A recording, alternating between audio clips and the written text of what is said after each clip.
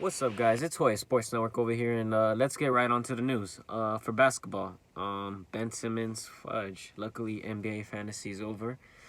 Ben Simmons will be out for the remainder of the season, including the playoffs. He will be out. He's going to get surgery. You know, he was dealing with an injury before quarantine. He got injured later on in the season before all this happened, and he got injured again. So he's gonna be out, and that's gonna affect the Sixers' playoff run big time.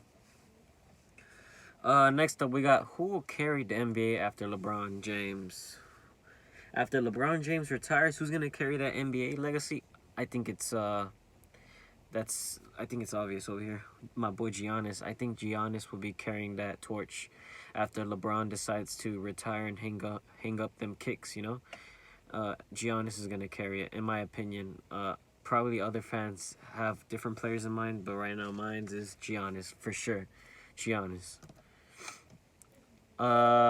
Devin Booker will leave Phoenix. Yes, I, as an NBA fan, think that this will happen sooner or later, and many other NBA fans share the same thing. Many NBA players also know that this will happen. Devin Booker will leave Phoenix if Phoenix doesn't step up their game. Like, I know they have a good, solid team right there, but if they don't step up their game and become a playoff contender in the playoffs, sooner or later, Devin's going to run out of patience and he's leaving. So I can see that happening. Next up, football. Jarret, Stidham, or Cam Newton. Wow. So there's basically rumors that, Jarret Stidham could start over Cam Newton. Who knows? Many Patriots fans would prefer Cam Newton to start over him, but with Bill Belichick, you never know, man. He's the coach of surprises, and we're not going to know till tip-off moment over there at New England. So that's one that New England Patriot fans are biting their nails for, not knowing who's going to be the starter over there.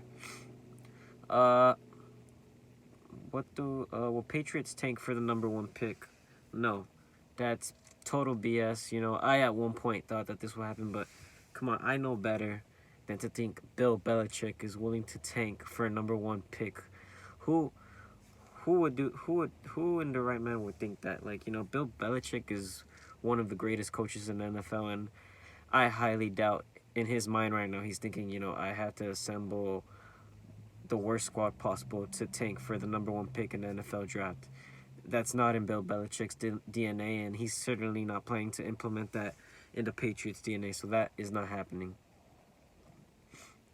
What do I think of NFL players or NBA players opting out from playing? Honestly, I don't blame them, because from what I heard, most of these players have newborns and, people that they take care of that they don't want to get sick, and I understand it. So I completely understand if they choose not to participate in the NBA season, NFL season, baseball season, whatever it may be.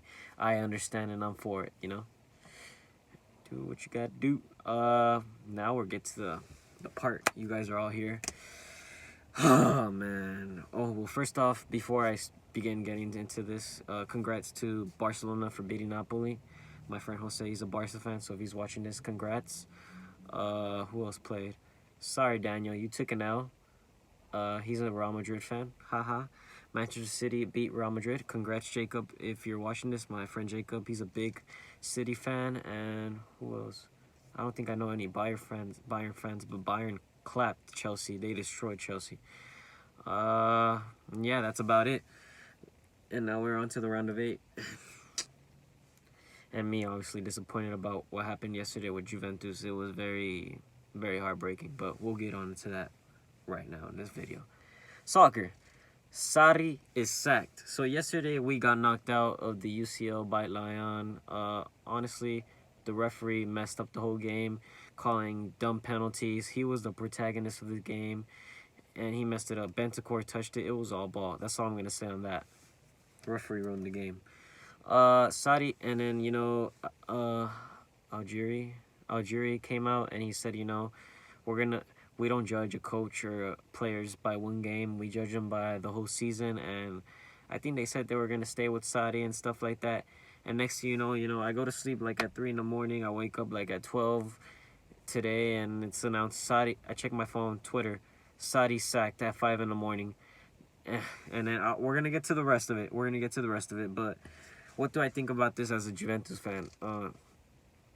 Is Sarri sacking justifiable? No.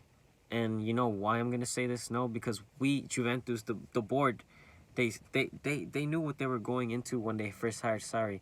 They knew Sarri's playing style and how he was gonna change his team, and everything wasn't just gonna happen in one season. You know, that's why I was for giving him another chance, giving him another season, because I felt the board didn't back him and give him the players that he needed, which were necessary to fit his system.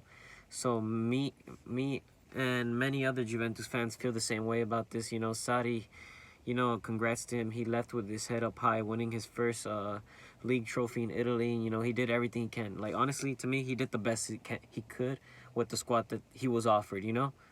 Like, I felt the Juve board didn't support him there. Like, Patriots, he has a lot of explaining to do. Like, many people are saying that he should have been sacked first. Like, before Sarri, many people should have been sacked first, you know? Because Sarri, sure, he holds some point of the blame, but there's others who hold more.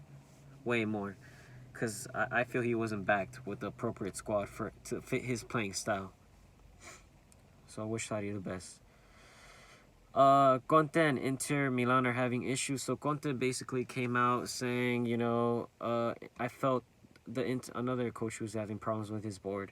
You know, I felt Inter, you know, the board, they didn't support me and protect me or my players enough. You know, we know that there's been Lautaro being linked to Barca, and you know that's probably affect his playing because Inter hasn't come out saying, oh no, Lautaro's not for sale, we want to keep him.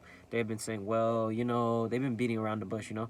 Well, if a Barca matches this asking price and so, then yeah, who knows? We might want to talk with them, and you know that basically, in a way, it messes up a player, and I feel like that messed up Lautaro in a bit, and you know, and Conte, you know, he's been attacked in the media. Everyone's being attacked in the media, and he just feels they haven't been protected enough by Inter.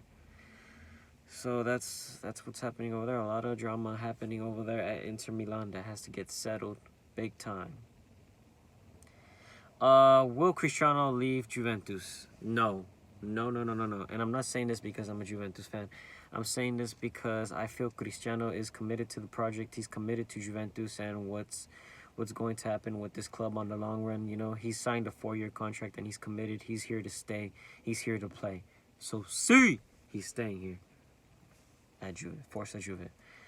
I got some transfer news. Edson Cavani will be going to Benfica.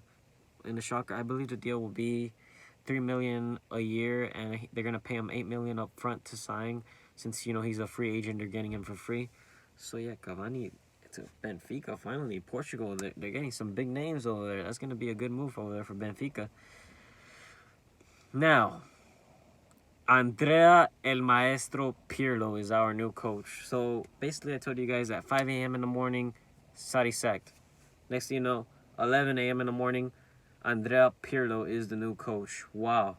So, a week before this man gets signed to be under 23 coach, now he's the coach.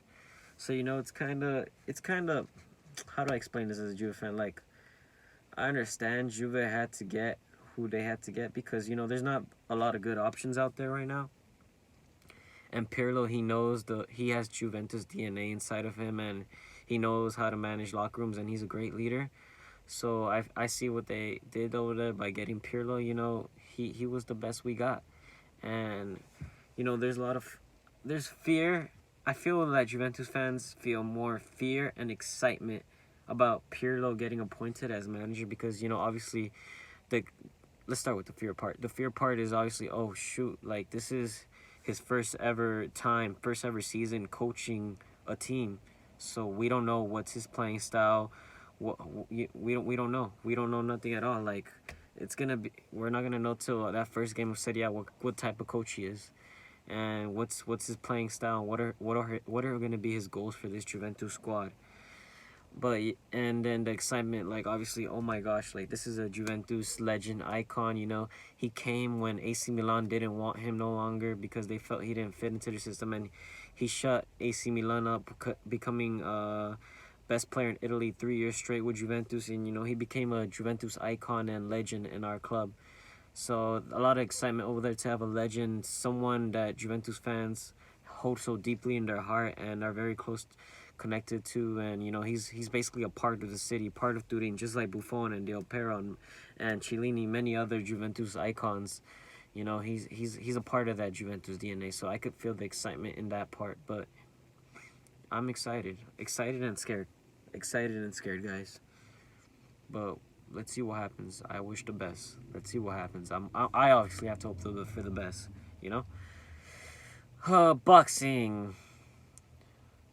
Lara defends his title August 29th. Erislandy Lara, my Cuban brother. For those of you who don't know who Lara is, he's a very good fighter, very good Cuban boxer, and he fought he fought Canelo's brother, but he also fought Canelo, way before, a few years back, and many people have went and came to argue that, Lara beat Canelo that fight. I do too. No bias just because I'm Cuban, have that Cuban side, but I'm happy to see him back, and I'm curious to see who he fights. Hopefully he could fight Jarret, because that was a really good fight in 2018, and I want to see him fight Jarret so he could take that loss off his record, avenge that loss. That'd be really nice. He does want to fight Canelo. That would be nice if Canelo accepts to fight him, but from what I heard, nothing's happening over there yet. I hope it happens. Next up, Santacruz versus Davis. So Santacruz versus Davis. I think I told you guys this fight's happening. It's going to be scheduled for October 24th, so tune in. Let's watch that. Let's enjoy that fight together, guys. Now WWE. Pat Mcafee versus I believe it's Adam Cole. It's gonna be happening August 22nd. So basically, this guy Adam Cole, NXT wrestler, part of NXT, I believe, is part of WWE now. And he came up, Pat interviewed him. Pat, a very good guy, someone that I look up to in the sports world. Talking on YouTube, he's very cool. He got in a fight with Adam over there on his show, and stuff got crazy, but Pat's gonna fight on WWE. I'm gonna tune into that somehow. I don't know how I'm gonna tune into that, but I hope there's live streams for that, because I'm about to watch that. So yeah, something funny for you guys right there. And yeah, that pretty much concludes the video. Make sure to follow my socials, my main IG, my YouTube IG, and my Twitter. Make sure to follow those. I'm gonna leave those in the bottom of the description below. And thank you guys so much. 128 subscribers. I can't be more thankful. Like, I appreciate all you guys who joined the Joya Sports Network family, and I just hope we keep growing together. I appreciate all of you, and thank you guys for your support. Always. I love you, ladies and gents. Thank you guys. I appreciate it. Joya Sports Network with 128 subscribers, baby. Let's get it. Peace.